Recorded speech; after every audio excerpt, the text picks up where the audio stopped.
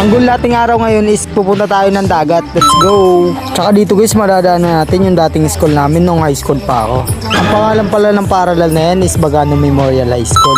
By the way, fast forward tayo guys, dito pala madadaanan natin yung Barangay Kugon. Kaya shoutout sa mga nakatira dito. Sobrang sulit din ng lugar na to. Kaya samahan nyo lang kami guys, baybayin tong napakagandang lugar na to. Bali malapit-lapit na pala tayo dyan sa plaza ng Kugon. Ito na pala yung plaza ng Kugon. Anyway, fast forward tayo dyan guys. Palabas na pala tayo ng highway dyan. Bali yung bahay pala namin dyan is looban pa. Kaya dali-dali ko nang pinas forward to. Stay safe mga boss, enjoy lang sa adventure. At tandaan, mas okay maligaw sa daan kaysa maligaw sa maling tao. Aray mo! Ika nga nila, habang tumatagal, mas lalo mong nare-realize na hindi kailangan ng maaaring gamit para makagawa ng solid na video. Katulad nito, ang kailangan mo lang pala ay tiyaga at totoong kwento. Kasi kahit gaano kaganda yung edit, kung walang emotion, wala ring tatama sa manunood.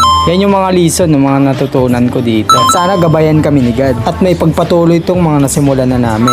Anyway, fast forward tayo dyan guys. Tsaka dito may nadaanan kaming gasolinahan. Kaya sa bawat biyahe may pagod. Kaya wag mong kalimutan mag-refill. Hindi lang sa gasolina, pati sa sarili mo. Aray mo!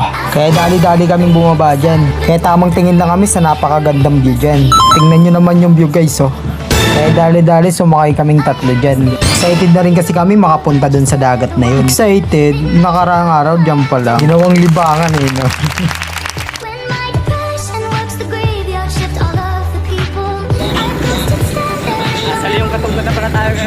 Kaya tayo boss. Sa ano? Nandito na kami sa XAF eh. Aray mo!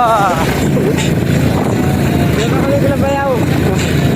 Galing kami sa Bayaw. Tsaka guys, dito madadaanan natin yung barangay yung Katunggan. Malapit na pala magpista dito. Kita-kits tayo sa mga taga dito. Tsaka dito guys, medyo malapit na yung pupuntahan natin dyan. Bali sa baba na lang yan. Sobrang tirik kasi ng daanan na to. Pero napakaganda talaga ng lugar na to. Kaya habang nakatingin ako sa dagat, parang lahat ng ingay sa isip ko unti-unting nawawala. Ang tahimik niyang tingnan pero ang dami niyang kayang sabihin. Dito mo mararamdaman na hindi mo kailangan ng maraming tao para sumaya. Kailangan mo lang ng lugar na magpaparamdam sa'yo na okay lang mapagod. Kaya minsan hindi mo kailangan lumapit para ma-appreciate yung ganda ng isang bagay. Katulad ng dagat na to, malayo man pero ramdam mo na agad na napakaganda. Anyway, fast forward tayo dyan guys. Dito pala guys, nakababa na kami ng motor dyan. Kaya tamang lakad na kami dyan sa gilid ng dagat. Habang tinitingnan yung napakagandang dagat, dito mo mararamdaman na hindi ka nag-iisa.